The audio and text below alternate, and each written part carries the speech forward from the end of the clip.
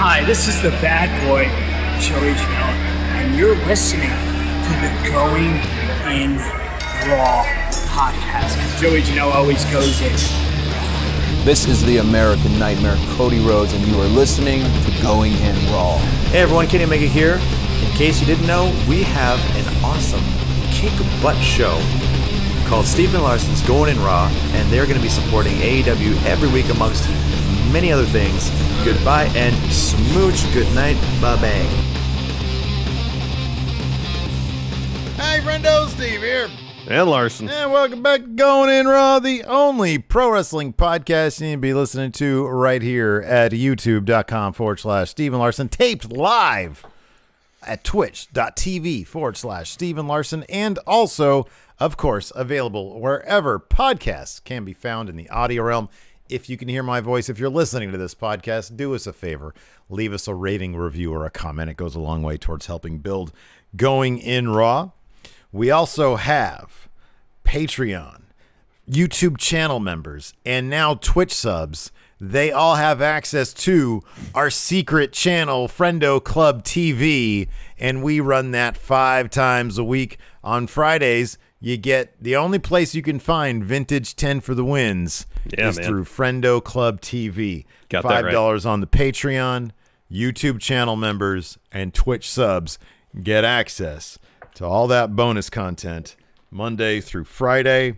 This week it was heavy Quizzlemania prep time. Mm-hmm. Hey, you did a great job today. You did good. Thank you very much. So if you're interested to hear my thoughts and our discussion about the full discussion about my Quizzlemania experience, which, by the way, thanks so much to Adam, the guys at Parts Fun Known, the guys at Wrestle Talk for having me on, and then you on a couple weeks ago. Thanks so much. It was a blast. Yeah, it's a lot of fun. We talk about on a special episode of Friendo Club TV that's going up for free to patrons tomorrow or today, depending on what is tomorrow, Thursday. On Thursday. Yeah, Thursday. So you can check that out. Yeah. So, yeah, it was an absolute blast. It's just exhausting. It's in your case like a 3-hour ball of stress you just got sitting in your gut. It makes for an exhausting day. So I hope you got some energy in you now. For me, it made for an exhausting when I found out from Monday. Yeah. Till today, because I was like pretty geeked out, man. I was like studying and preparing and watching old Quizzlemanias, and so it is mentally exhausting though. So it truly is. So yeah, you're going to be carrying the load on this AEW review. I did want to give a shout out to some patrons though. Yeah, I was looking that up too. Carlos Rodriguez and Christian Rager. And Olivia on Monday. Thank you very much. We appreciate the support. Thank you. So AEW was live again tonight, Larson, from Daly's Place. Yep. In Jacksonville, Florida. What'd you think? They had more hands on deck, which for kind sure, of freshened up, because those shows they taped in Georgia, it kind of felt like they had 20 people there, and they were kind of finding different ways to mix and match with 20 people to create interesting matchups and whatnot.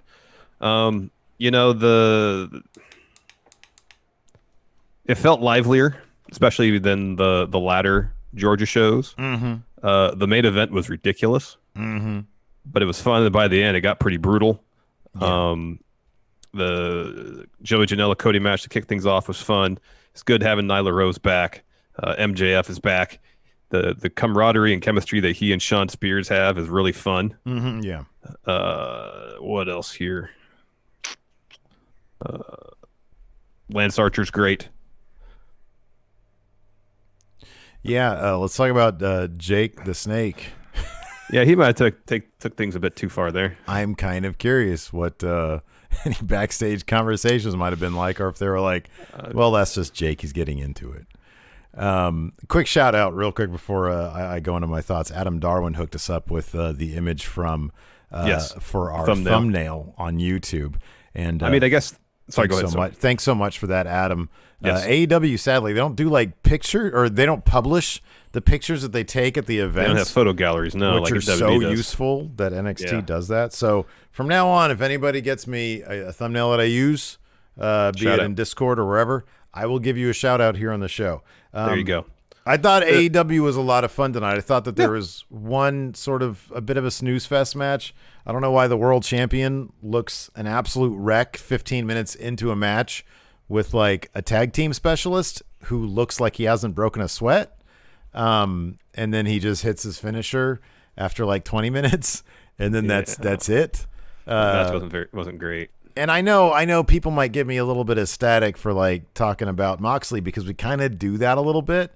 He just, to me personally, dude, he can't. I feel like there's been times when he's been a pretty interesting character, and I've seen flashes of him being an interesting wrestler.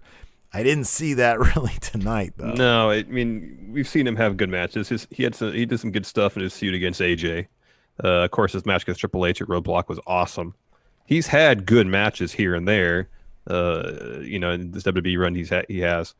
He had a good match against Darby Allin in AEW. It's like within him to do really cool, interesting stuff. You just never know what you're going to get week in and week out, it feels like. Mm-hmm. And that's kind of the like he can be really good on the mic. Yeah. And then sometimes he's just not. Yeah. He can put on good matches, and then sometimes he just doesn't. Do you see a difference between his... And I wonder why there would be, because I see a difference in his New Japan work versus his AEW work in the ring. Now, I mean, maybe it's just because New Japan, and this is pure speculation on my part, because they let their wrestlers be a bit stiffer, or I'm assuming, this is complete speculation. If New Japan lets their wrestlers wrestle a bit more snug, a bit more, I'm not going to say reckless, but giving the illusion of recklessness a bit more, that fits what he does a bit more. Because when I think of his New Japan matches, I think of like frenetic energy that is brutal and physical and is actually a lot of fun to watch. And I think of a lot of his AEW output. And the same could actually be said of his promos in New Japan. Mm-hmm. And I just don't get that same feeling in AEW. No, I don't at all. I mean, it feels like he's fallen back to some of the old bad habits he developed in WWE, especially kind of with his promo stuff. Because I mean, even in his best matches at WWE, the hallmark of those was that kind of restless energy. Mm-hmm. Maybe he's tired after driving basically cross country to get to Jacksonville from Vegas. Could be. He's got a couple dogs backstage. Mm-hmm. He's probably thinking about, did I feed them? Are they peeing out in the football field? Are they dropping a turd out there? Your speculation is going way further than mine. I'm going to get static from Tony Khan because he's going to come back and says, "Hey, your dog's shit in the field. Can you go pick it up?" He's got a lot in his mind. And I'm guessing Mox probably, he's not a little dog guy. He's got large dogs. That's a meaty, beefy turds that are going to be out there at the 50-yard line that he's got to walk out there after his match where he's already blown up 10 minutes into it. And has to go out there with the doo-doo bag, sprint out there probably before that stuff seeps into the grass, into the drainage system of the football field, which costs millions of dollars probably. Those mastiffs, go pick up that doo-doo. Those mastiffs drop George Clooney-sized shits too, man. Yeah, that's a great story. So anyways, I don't know, but look, I'm sort of focusing on the negative. The main event was wild.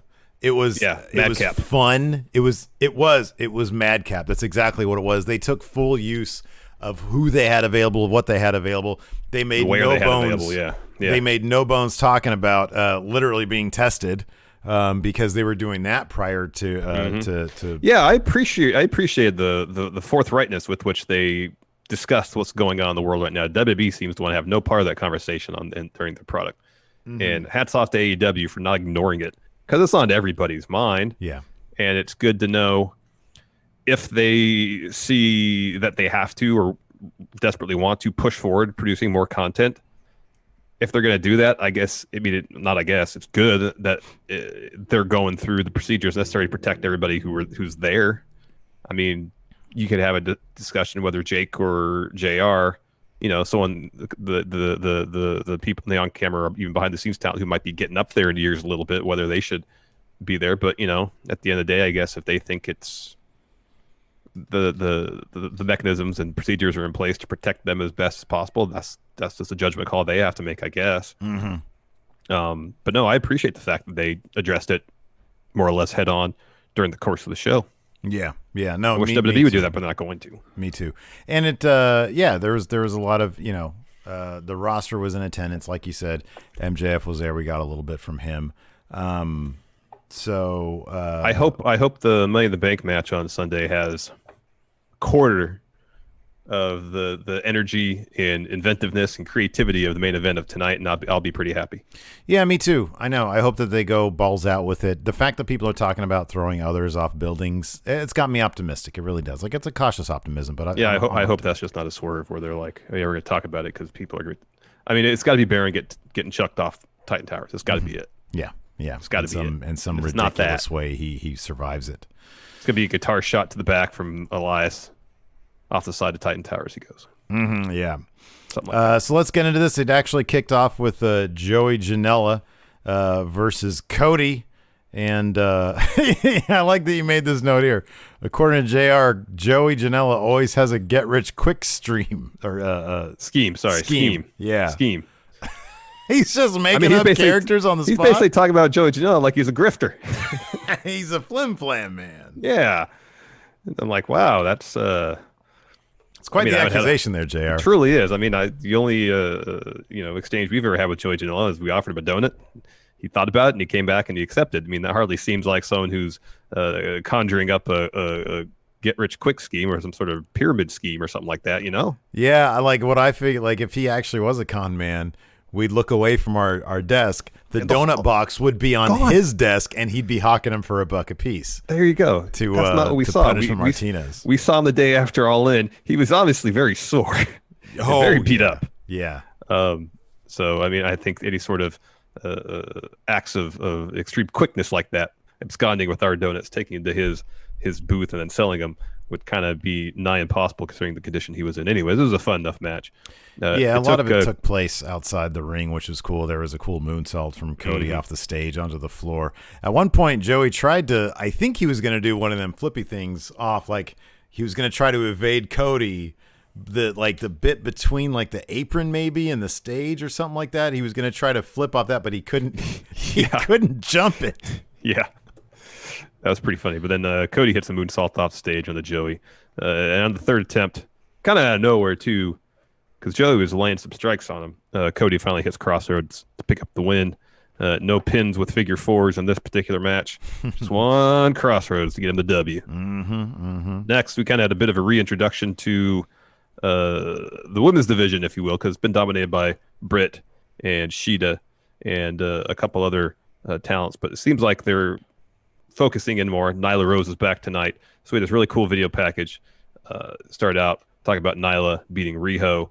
And then they did a bit of a recaps of all the potential contenders to the belts. He had Britt, Statlander, Sheeta. It was really well done. The guy that got to do the voiceover is really good too. Yeah, it's good stuff. After that, a Nyla Rose interview. And basically before Tony can finish his first question, Nyla interrupts Tony and asks, who's the most dominant force in wrestling? Again, interrupts him trying to respond. Says, it's me, and it'll always be me. And then tells Tony to shut up, sit down, do your job, because I'm going to do mine. Yeah.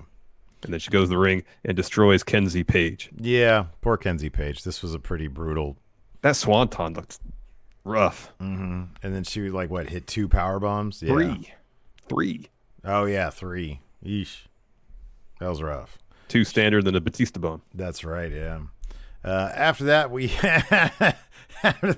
had again some really shady green screen work. Yeah. It's not even necessarily the green screen work. It's the fake digital background that they're using. Just like at one point, when they so he's sitting in a regular chair and he's talking about it's like this. Yeah, and he's like, I'm so young. There are people who say they're up and comers and they're pushing 30. I'm 24. I'm not just the next big thing. I'm the big thing. And he's talking about how he's not injured. He's at full capacity or whatever. I'd rather be compared to my contemporaries. Now they're comparing me to legends, saying, oh, he's no Ric Flair. Oh, he's no such. He's not The Rock, So at one point, somebody comes in, they take his chair away, and they bring in a throne. But when they set the throne down, they're on a wide shot of him. And so you can see like that there's no shadow there. And like the legs of the throne look like they're levitating. It's because there's no perspective on the floor to the wall in the background. It's just all flat. Right. There's no perspective like the set that we used to have. At least that has perspective. Right, exactly. Where you get the wall, but you know, you didn't see it when we were using it. But below the wall on the backdrop we used to use that was covered with stuff, there's floor that makes it look like there's, you know, like if we were to stand in front of it, you'd think, oh, okay, there's floor behind them. This is a real wall. They didn't do that with this. It wasn't so noticeable in the tighter shot when they went wide. It was super noticeable. Yeah, it was kind of goofy, but it is what it is, you know. It was a decent enough promo, though. Therein, I guess, kind of like lies the charm, but it's not going to stop us from making fun of it, you know. No. After that, we had a Shawn Spears promo. He's talking trash about Cody. Talking about Lance Archer beating up Dustin. Says he's going to blame Lance for that beatdown or Dustin for taking the match. It's all Cody's fault. And then Spears talks about having a brother of his own and saying if he was in a position like Dustin, he'd protect him. Cody didn't. Why? Is he selfish? No. Or maybe.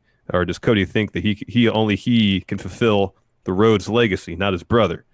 And a couple times he's like, yeah, Dustin's career's got to be over.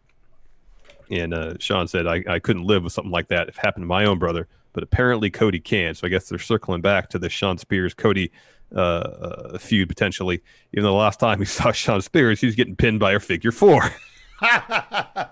That is a good point. Yeah. I don't know. Maybe they're going to have... Look, I think they've got a good thing with Shawn Spears when he isn't being pinned by a figure four. I know. I like Shawn Spears a lot. I do, too. I think he's terrific. And I think that Cody... If they're going to do this, man, Cody needs to eat an L. He really does. I think he's definitely going to eat one at Double or Nothing against Archer. Big time. Yeah. And if they send him on, he's the top of the tops... And then they send him in a downward spiral where he has to climb his way back out. That's what it's got to be. And Shawn Spears can be, maybe the first guy to really take advantage of Cody in his vulnerable state. I hope that's where they go with this because Shawn Spears, he should need another pin. I know. And I was thinking about, I'll skip ahead just briefly. So tonight, Lance Archer used the head slam with the Iron Claw a couple times. Mm-hmm. And during the Dustin match, we said, they should have just had him do that until the ref stopped the match. And watching the match against QT Marshall tonight, I thought the same. I was like, maybe they're going to, maybe as optimistic can be, save that finish for the match against Cody at Double or Nothing. Mm-hmm. Where he just grabs Cody by the head and just rams his head repeatedly until the ref stops the match. Yeah. And Cody's like bleeding out the back of his head or something. I don't know. Make it really violent. That could be. They should. Absolutely, they should. Totally should. This next bit was great. Tony comes down ringside to do an interview with MJF. Wardlow and Shawn Spears are there. MJF's like, you're too close, Tony. Practice some social distancing. He hypes up that he's returning to the ring next week. He calls Spears a brave man for calling out Cody. And then Spears says something else to MJF I missed. And then they start complimenting each other back and forth. Mm-hmm, yeah, and then Tony's like, hey, listen. MJF, do you know that your match at Double or Nothing is going to be against Jungle Boy? And then MJF, in complete violation of what we really should be doing these days, he does a spit take. Yeah, he just spits his drink everywhere. That's disgusting. It was pretty great, though, that at one point during all this, Shawn Spears noticed that Tony's got some money hanging out in his coat jacket pocket. Well, he put some in first. Oh, that's what it was. Okay. He put it in, and then and then when Tony told him that it was MJF versus Jungle, he took it back. Gotcha. I missed that he put it in there. We had such a long match. Frankie Kazarian versus Jon Moxley. It was endless. He looked like like you said this earlier, he looked like he was gassed 10 minutes in. He looked a wreck. And you look at Kazarian and, dude, that old man cardio pays dividends, man, because he looked pristine. He looked fresh. Basically up till the finish. And Moxley looked like he was doing some of that desert training that he did in that weird video. WWE training video. Yeah. I don't think I've seen a lot of purposeful headlocks in a match in a very long time that weren't intended to be rest holds. This is like a strategic thing. Out of the gate, headlocks. Yeah. It was like one of Frankie Kazarian's strategies, apparently, this match is to put Mox in a headlock. There was a lot of headlocks in this match. Maybe he was hoping to do that thing that Hulk Hogan did to Richard Belzer. Have him pass out from a headlock. That was a front chin lock. Yeah, I know. Had you seen that prior to? I had never seen that before. There's like a video after that where Belzer. Did you ever see like the follow up video? Belzer, he had to get stitches. Yeah, in the back of his head. He was like, I had no idea where I was when I woke up.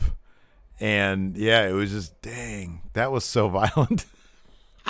He just falls like a sack of bricks. Hogan just lets him fall, and and you hear the crowd audibly gasp. Anyways, so yeah, dirty deeds, and then this is done with. Yeah, paradigm shift. And then things get interesting. Dark Order come out to attack Mox after the bell. Daniels and Scorpio Sky try to run out to make the save. They get beat down too. Brodie Lee comes to the stage. He clobbers Daniels in the head with a chair. Creepers then hold up Mox. Brodie drops him with discus lariat. He grabs the mic and says, hey, Mox, I'm here to answer the bounty that you put on your own head. He said, but here's the thing. There's no crowd, no energy to lift you up. There's no one to save him. This is the energy you feel now. Dark Order energy. Lee says, I'm not the same person you used to look at eye to eye in the past. Now he's a leader. And then he says, one of these men will sacrifice themselves for him. Mox is the unfortunate soul who came into possession of something he wants, he desires, he needs.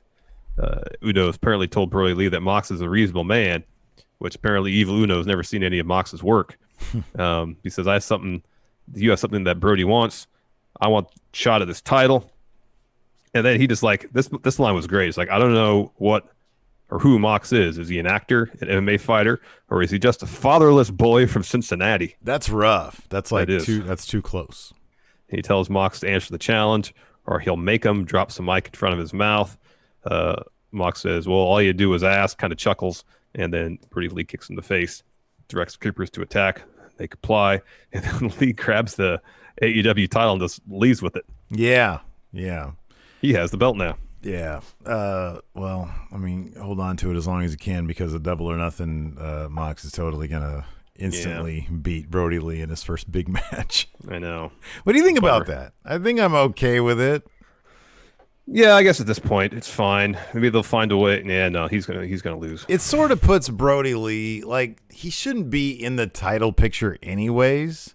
Certainly not this soon. So if they do, I mean, I'm not a fan of them doing like wonk finishes for pay-per-views, and I don't think they're going to.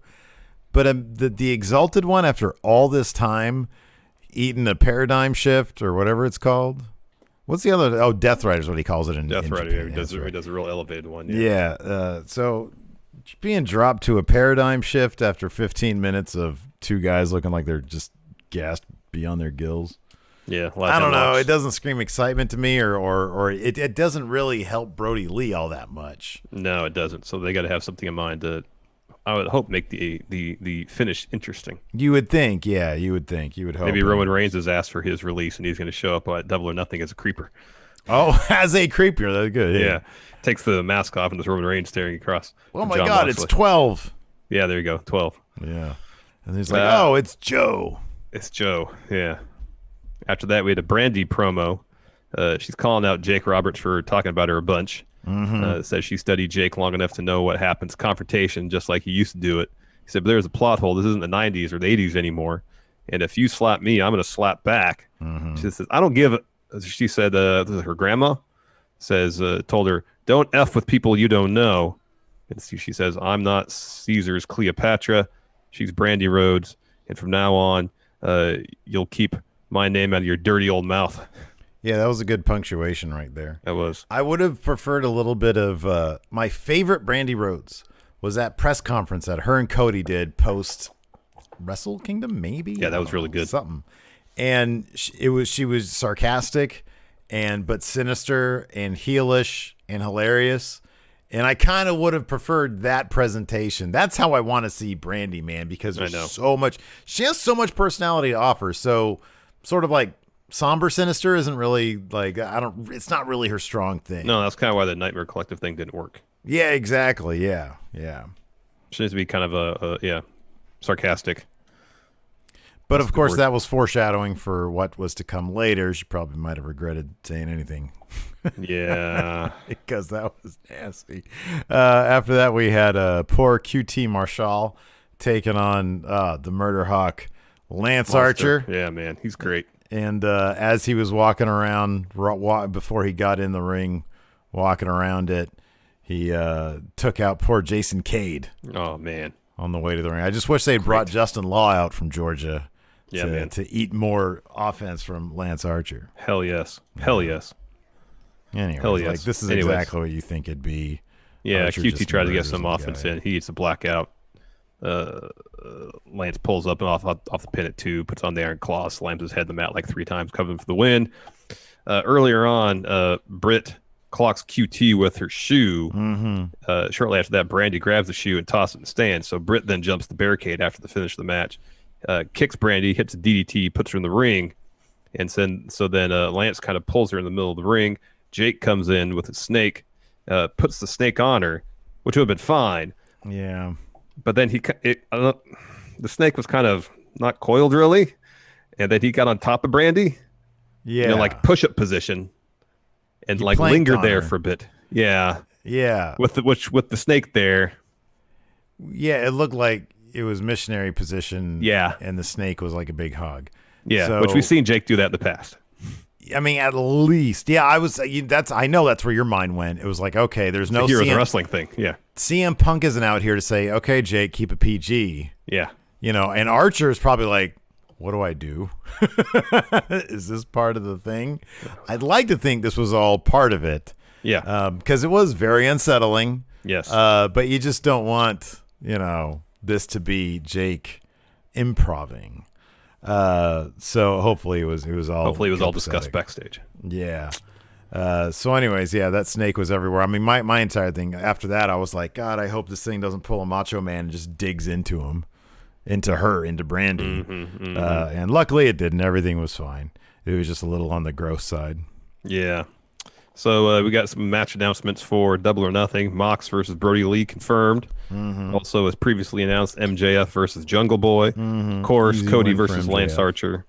And there's going to be a casino ladder match, and the winner of that match gets a title shot. Oh, nice. That's cool. Yeah. I'm trying to think. Let's see here. We've got the TNT title finals. That's kind of easy to predict. MJF is easily going to go over Jungle Boy. Mox is going to beat Brodie Lee. Is there anything here that's going to be like up in the air? No, the announced matches thus far, no. The women's title match might. Nah, it won't be. Well, I don't know. They're doing a thing. Okay. So next week, then so after that, they had Taz interviewing Darby Allin, and he said, how's he feeling? And Darby doesn't say anything. And Taz says, Darby, you pinned yourself. Essentially, you cost yourself that match. I'll help you. Yeah. One professional to another, I'll offer you assistance. Yeah. Darby just storms off. Yeah. Oh, do you work for Evolve? No. You do. Tell them to F. So next week, announced Brodie Lee versus Christopher Daniels. MJF has match. Jurassic Express versus Best Friends. There'd be a Lance Archer, Jake Roberts interview. We'll get Sheeta versus Penelope Ford versus Britt Baker versus Chris Statlander. And they didn't say if number one contender match, but they kind of implied that it could be. Yeah. Like, should Even though Sheeta Sheeta's be been number one kind contender for months. of... Right, they're doing this again, man. Sheeta should be pissed. Like, what the hell? I know. Like, and she's got to deal with, like, it's like a fatal four-way, so, like, she doesn't even have to I know. lose to lose her spot if it is. Yeah. Maybe they're And going to say, look, she's the number one contender, but, like, if Britt ends up winning that, maybe she'll be thrown into the triple threat. Triple threat, yeah. And they also said Chris Jericho was in action. Later on, it was revealed that he'd be taking on Pineapple Pete. That is not surprising. That's who I kind of figured it'd be. That's great. Pineapple Pretty Pete. great. All they had to do was put on that shirt, show a little bit of charisma on camera, and now he's wrestling Le Champion. He's got himself a match against Chris Jericho. So that was main event. Jericho and Guevara, Les Sex Gods, Les Sex Gods. taking on Kenny Omega and Broken Matt Hardy.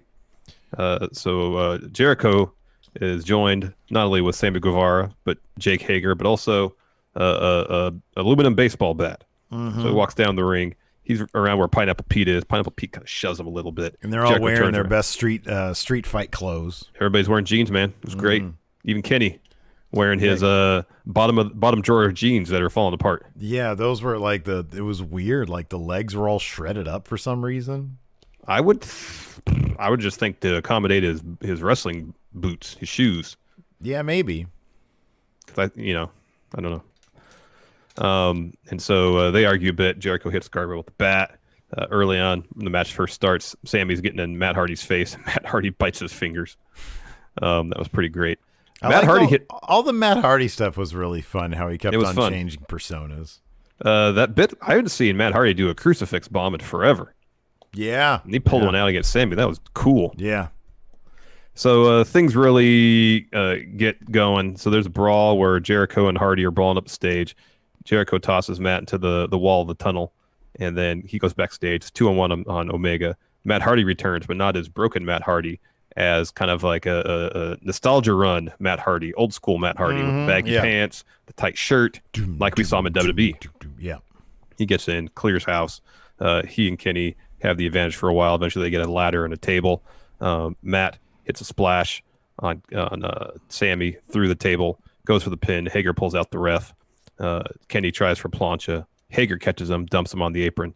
And then they're all kind of fighting, except for Sammy, up into the stands, into the concourse. And this is where things get really interesting. So you got Hardy and Jericho squaring off, Hager and Omega. And then you got most people from the locker room sitting ringside up there, milling about in the concourse. At one point, Hardy shoves Jericho into a freezer, and then Jericho pulls out a 20-pound bag of ice, clobbers Hardy with it. So then Hager and Jericho put Hardy in the freezer. Yeah. We don't see him for a while. Right. Kenny runs in with a garbage can, takes out Hager, Jericho. Sammy comes back with a garbage can of his own, hits Kenny with it. That bit where Kenny buckle bombs Sammy to that garage door, that was great. Yeah, that was he great. evades Hager, hits him with a V trigger, tosses him into some guardrails. Eventually, Jericho suplexes Omega into one of those guardrails, gets a cone, an orange cone that you'd see on the road, picks that up, puts it on his head like he's a witch, starts laughing, beats Kenny with it. Kenny gets one of those yellow wet floor signs that destroys it over Jericho's back. It goes like the hinge of that went flying out. Yeah. That was amazing. And then Matt Hardy emerges from the freezer as Damascus. Hops in this they call it a golf cart, but it's more the cart they use, I think like the field crew at the stadium would use. Yeah. Bring hoses and such to the field. So he hops in that. He plows through Jericho with it, somewhat gently.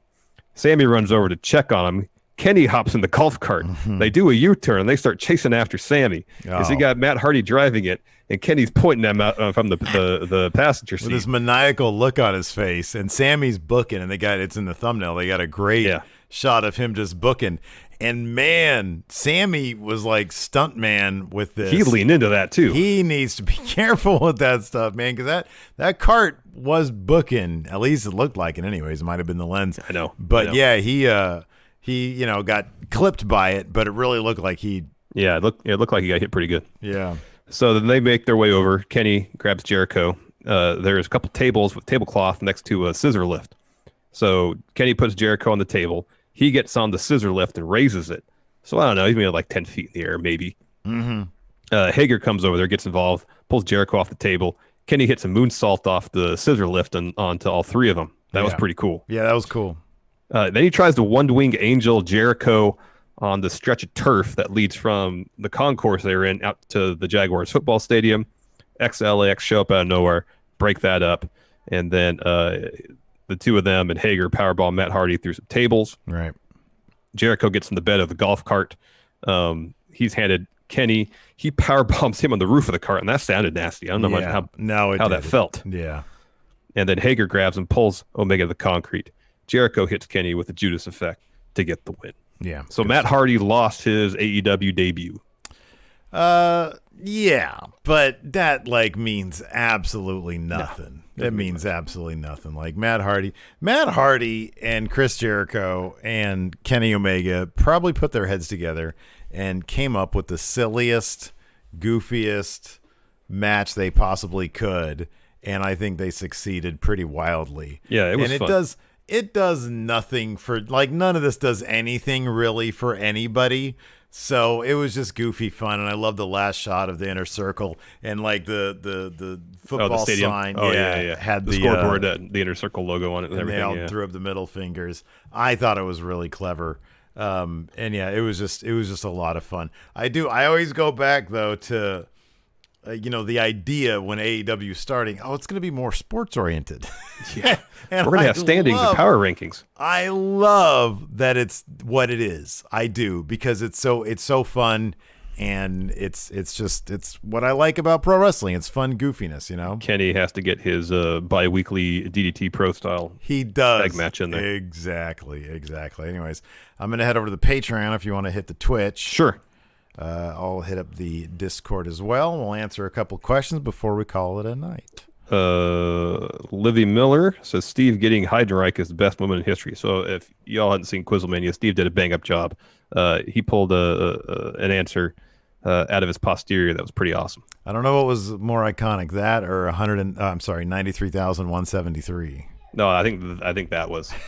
I think the WrestleMania 3 attendance was more so, because that just felt like you like astral projected your consciousness to the stadium on that day when they announced the attendance, traveled back and just that, or like the hand of God came down and literally.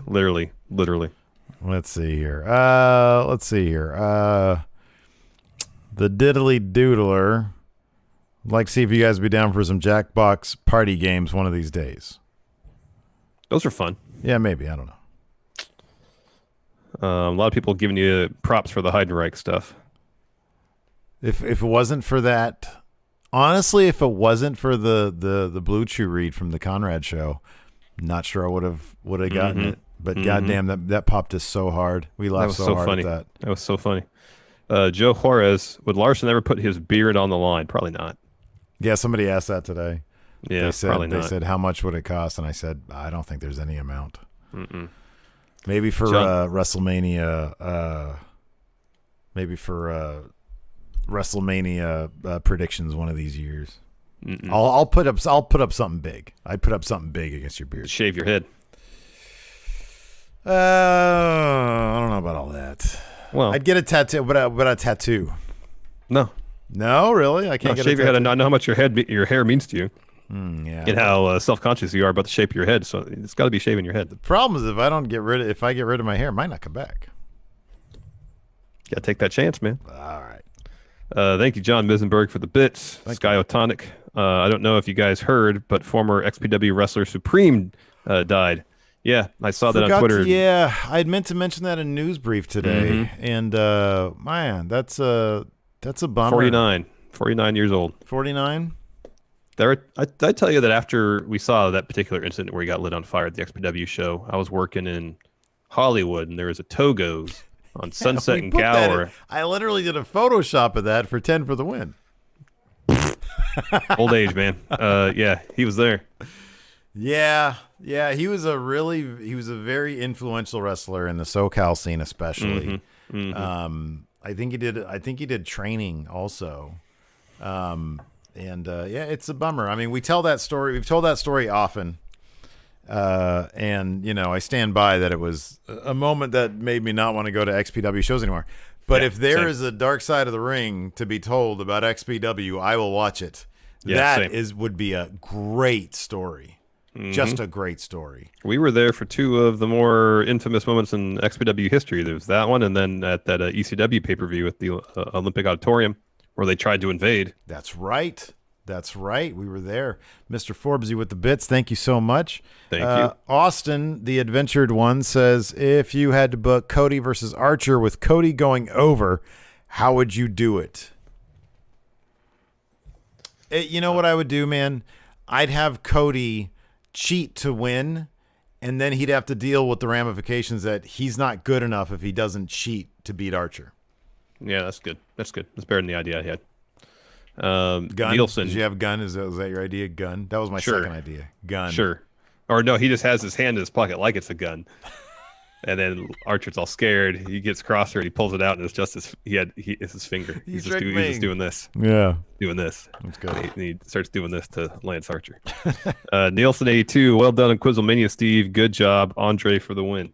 Thank you. I know I've got a whole notebook of it. Yeah, I got that too. I've got smoother Pete here. This is like scrawlings of a madman, I know. Oh, totally, yeah. I could have done without the picture of Andre dumping on me, but it is what it is. I know. Well, I was high in the moment. It's right there. We don't need to revisit that. Okay, sorry. Rich offered to buy it for $10. Well, I feel like I should at least get 65% of that. So I guess my face being defecated on.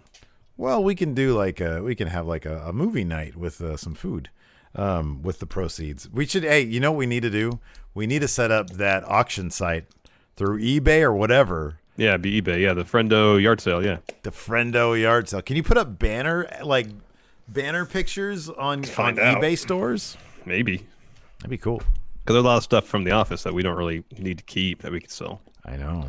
Let the Fiend in. He says, F it, Finn Balor. Quote Steve here. Yeah, I know. Nobody knew that Dean took that title off of Lashley, man. I forgot about that too. If I'd have done a little bit of prep on the IC championship scene, like maybe if I'd have gone back 20 champions, could have had it. Mm-hmm. Zondo, he loved Andre pooping on me. Oh. That's so cute on that. Greg Morris, what feud would you like to see reach almost near the level of violence that Mox Omega hit, which, by the way, netted them a $10,000 fine. Yeah. He says he'd say Lucha Bros versus FTR. That'd be good. I feel like Archer and Cody should just be a bloodbath at Double or Nothing.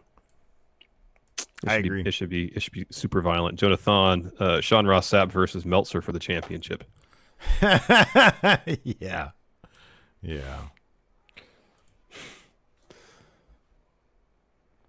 Where are you? Are you on Twitch? Yeah. Okay, cool. War Machine MJ says, given recent circumstances, would it be fair to say Death Triangle is dead? For now, yeah, definitely. Yeah, for the time being, but Glad I didn't get one of those shirts. They're cool looking shirts, though. They're cool looking shirts, but I feel like skulls are overdone. They are. Ryan K. Lamb, Jake Roberts giving Brandi the Hail Caesar tonight on Dynamite. Is that what that's called now? Hail Caesar. So. Let's see here. Thomas Dunnigan. What other spaces or areas would you like to see Matt Hardy hide in while changing into his identities? A meat locker. It's good. I feel like the egg from Mork and Mindy. There you go. That's good. A DeLorean. That's then you think, did he just change his costume, or did he actually travel back in time? And is this Matt Hardy circa 1998? Could be. One Nava 3. Tony Khan explained their experience with the shutdown and planning things out in the new AEW podcast. I need to start listening to that. Wait, what was the question? It wasn't a question. It's a statement that Tony Khan talked about. Oh, yeah, no, I got to check that out, too. Adrian C., thoughts on having all these extra people, including kids, around the show and very close to the action during a pandemic? Pretty sure it was some executive and his kids in the concourse during the main event. Yeah, there was a kid there. I didn't notice the kid, but the parent had a mask on. Yeah. I mean, it is what it is, man. Like, the seemingly the country en masse got, and I get it, man. I get the concerns about the economy, but like the country is just, it's going ahead with whatever it wants to do to varying degrees, state by state. But and like I said, I understand it, but I just hope it's not going to be as bad as it could be. That's all you can really do. That's the concern about being. Yeah, no, it's a complicated issue, but it is. It is. Yeah. Dang MQ, I missed the backstage brawls in AEW. Good to see them back. Also, Sammy running away from the golf cart was great. That was really great. That was a really great shot they got. It was. Joe Juarez, what other creative things can AEW do considering the vast playground they can work with? Take it to the football field. Yeah, I was expecting tonight to go to the football field. That'd be great. That'd be good. The Enforcer says Mox has an English bulldog. I feel like those can lay some thick turds. Stout animals. They can probably lay some quality beef. Yeah, sure. Steve Klein says, "Hey, friendos, are you guys afraid of snakes?" I'm not. Steve is. So, I am afraid of poisonous snakes. If Jake, who isn't? if Jake came to me, if I saw like a little garden variety snake, I wouldn't really get bugged. But you don't like snakes, kind of across the board. Honestly, it's just it's poison ones that I like the vipers. I draw. So Randy Orton's an issue for you. Well, if he was like the snake creature that we turn him into in We Book Raw, yeah, for sure. Or from Dreamscape, yes, yeah. Or Dreamscape specifically. Just snakes in general, they don't bug me because it's like, okay, well, they can bite me, but I've been bitten by things before. It's not a big deal. But rattlesnakes, man. Yeah, I don't know. I'm not huge on them. Well, I mean, I don't think anybody's huge on rattlesnakes. I think the thing about rattlesnakes is why would they be? Yeah, exactly. They're poisonous. I'm not saying that I'm like unique or anything. But the thing is that there's a lot of rattlesnakes in where we live. Yeah. Like in our general vicinity, there's a lot of rattlesnakes. I've noticed there's a lot more critters at my house here than there was in my previous abode. I told you I found it. I was digging up some bark and there was a snake underneath there. Yeah, that's not shocking. No. Now, I mean, my thing is like if I'm looking at a snake and I don't know if it's, because I mean, Friend or garden foe? snakes are pretty. You know how you tell you tell generally it's a poisonous snake? If its head's got a triangular shape, it's got a neck. So you know how rattlesnakes, the head, it's got a nose and it kind of flares out almost kind of like a heart shape. So you're scaring me even just doing the outline of it. Yeah. And so, like they have like jaws that bulge out. Oh, like yeah, that. sure. Whereas non-poisonous snakes, I think for the most part, I don't know if this is a hard and fast rule, but most non-poisonous snakes, they don't have, vipers, I think, are the ones that have the thicker jaws on the side. Are there more? Are you aware? Are there other poisonous snakes in our area beyond rattlesnakes? I've never heard of any. I've never heard of anybody being like, "Hey, watch out for these kind of snakes too." I don't know. I think it's all vipers that have the. Yeah, but like just snakes in general, they don't bother me all that much. It's just because there are rattlesnakes in the area, those freak me out. And like all the great movies, like the Indiana Jones stuff, it's either cobras or rattlesnakes or whatever. Like when he ends up in that big pit of snakes, aren't they rattlesnakes? Yeah, you always use that as why you didn't like snakes. Yeah, I mean, it's basically it's rattlesnakes. I'm sorry to disappoint you. Yeah, I thought it'd be one more thing. I know you don't like pineapple. I know you didn't like snakes. You don't like shaving your head. Dark Dan Kalucha was honestly hoping for a Heroes of Wrestling moment with Jake the Snake tonight. I was hoping not. It crossed my mind. I don't want that. Yeah. Yeah. Wolfpack for life. Freaking Jake. What wrestlers in kayfabe would be great and awful in Quizlemania? In kayfabe, are there wrestlers who know? Like, I would think that like. In kayfabe, I'd think like AJ would be great because he's wrestled everybody. That's a good point. Samoa Joe too. Daniel Bryan. Yeah. Oh yeah, for sure. Yeah, and probably at a kayfabe, they'd be really good at it too. Yeah. Real students of the game. Dang MQ. Caljack appeared on Brian Zane's review of the Page movie, Wrestling with My Family for a bit. He was wearing a Going in Raw t-shirt. Yep, notice that. Awesome. We gave him permission to go do that. We said it was totally fine for him to appear on a different show. No, that's great. You guys go check it out, seriously. Sarah Queen says, the whole Brandi and Jake thing is uncomfortable. I also thought his knees would explode when he fell onto them, but nope. What do you guys think? Was it effective or just like weird? So in a vacuum, without knowing anything about backstage stuff, it was uncomfortable to the level that like I'm okay with because he's a villain, he's a bad guy.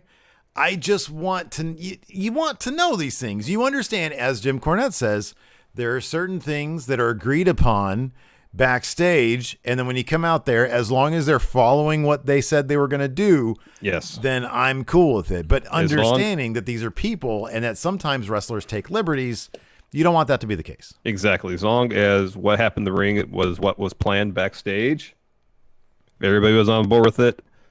It achieved the desired effect in that it made people feel uncomfortable. I think one of the reasons maybe it maybe felt maybe people felt uncomfortable because they didn't know if that was how it was supposed to play out. You know what I mean? And Jake has a history. Exactly. Ondem says the awkward part was him, Jake, gesturing that he's hoping the snake would crawl up Brandi's shorts. I didn't notice that. So towards the end, the snake started slithering like through her legs. Yeah. And he was like talking to Archer, saying something with like a bit of glee. And I sort of got that too a little bit. And then he took it off her. Zondo says you see Jake stepped on the snake's tail. Oh, God. Gee, yeah. Learn from history, people. If you're not gonna have somebody out there to check Jake, you need to. You can't be doing this. Yeah, you do. Judas Fiend Schiavone is the same snake he's had his whole career. And then JR responded, he's had many snakes. He's had many snakes. In Force, the only thing missing from the last shot tonight would have been pyro. Yeah, they used some pyro on that scoreboard. Yeah, that's true. That's totally and the circle fireworks because it's the inner circle, you know. Red Enigma, just my opinion, but I think it's a bit too early for Brodie to be in the world title picture. It is. I don't really feel like they have a whole lot of other good options, though.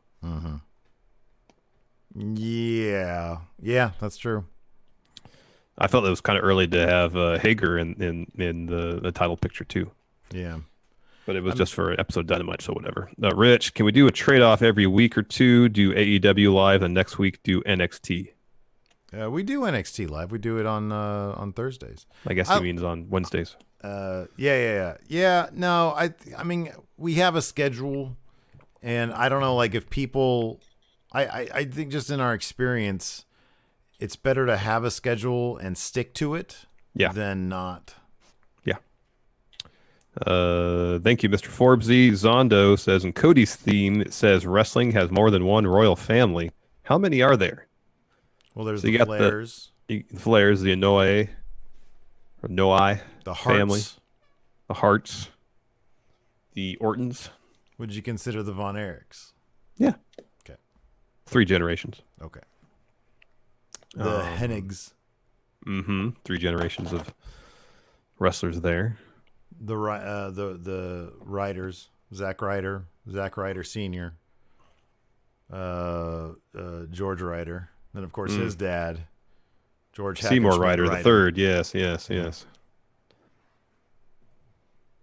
Ondem asks, who has the best spinebuster of all time? It's got to be Arn Anderson. It's Arn Anderson. That one he gave to the Undertaker. Is that a Quizlemania thing? That was spectacular. White Brownie says Jake's snake is not an explorer. Thanks, Enforcer. He says Larson does know about snakes. Wow. Diehard Homer says, do you hate the Texas rattlesnake, Stone Cold Steve Austin? Nah, man, he's my favorite. That's Steve's favorite wrestler of all time, maybe. It's either him or Triple H. You used to love Triple H, man. You love Triple H. I love Triple H. Still do. Anyways, thanks for watching, everybody. We definitely appreciate it. Thanks to everybody cheering me on and encouraging me today. You did good. You did great today. You did good. I'm proud of you. I appreciate it, man. I know if you went back on, I'd be pulling for you to beat my points, and I know you were pulling for me. If I go back on, it's not to beat your score.